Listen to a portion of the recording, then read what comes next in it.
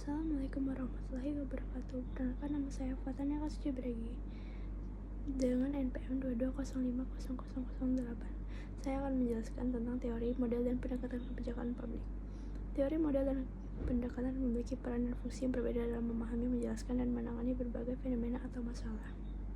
Selanjutnya ada teori dari kebijakan publik. Yang pertama adalah teori rasionalitas terbatas oleh Herbert dan Simon.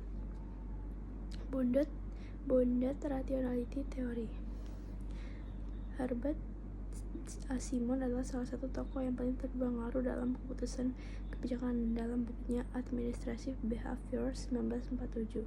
Simon memperkenalkan konsep rasionalitas terbatas bounded rationality yang menekankan bahwa para pembuat kebijakan tidak terlalu mampu membuat keputusan yang sepenuhnya rasional karena keterbatasan informasi, waktu, dan kapasitas pemrosesan kognitif.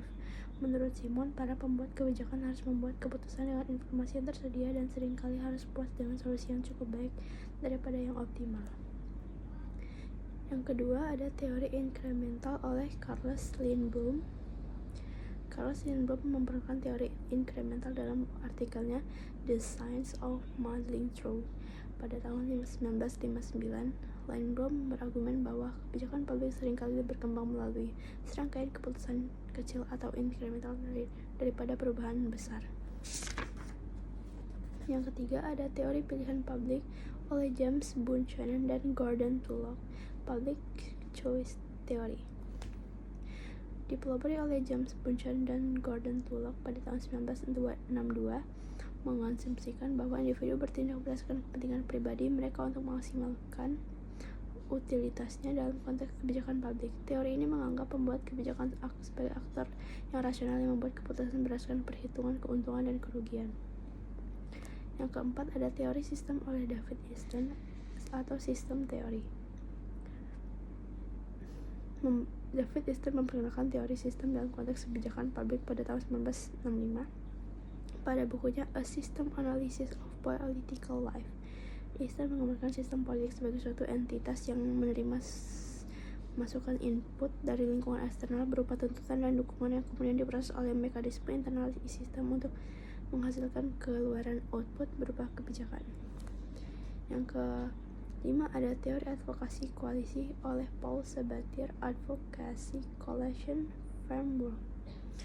Memperkenalkan teori advokasi koalisi pada tahun 1988 dalam artikelnya yang berjudul An Advocacy Coalition Framework of Policy Change and the Role of Policy-Oriented Learned Theory. Teori ini menekankan pentingnya koalisi advokasi dalam proses pembuatannya kebijakan. Pada yang keenam, teori jaringan kebijakan oleh R.A.W. Rhodes atau Policy Network Theory. Memperkenalkan teori jaringan kebijakan pada tahun 1997 dalam bukunya yang berjudul Understanding Governance, Policy Networks, Governance, Reflexivity, and Accountability. Teori ini menganggap kebijakan sebagai hasil interaksi antar aktor yang terlibat dalam proses pembuatan kebijakan. Yang ketujuh, teori ekologi kebijakan oleh Eric Heijern and David Porter, Policy Ecology Theory. Dikembangkan oleh Eric Heijern dan David Porter pada tahun 1981 menganggap bahwa kebijakan publik dipengaruhi oleh ekologi di mana kebijakan tersebut dibuat. Lingkungan ini mencakup faktor-faktor sosial, ekonomi, politik, dan kebudayaan yang saling berinteraksi dan memengaruhi proses pembuatan kebijakan. Selanjutnya ada teori konstruktivisme oleh Anne Schroeder and Helen Ingram, Social Constructivism Theory. Memperkenalkan teori konstruktivisme sosial pada tahun 1993 dalam artikelnya yang berjudul Social Construction of Target Population Implication for Politics and Policy. Teori menganggap bahwa realitas sosial termasuk kebijakan publik dibangun melalui interaksi sosial dan perspektif kolektif. Yang selanjutnya ada teori perubahan kebijakan oleh John W. Kingdom, Multiple Streams Framework. John W. Kingdom memperkenalkan teori perubahan kebijakan pada tahun 1984 dalam bukunya berjudul Agendas, Alternatives, and Public Policies.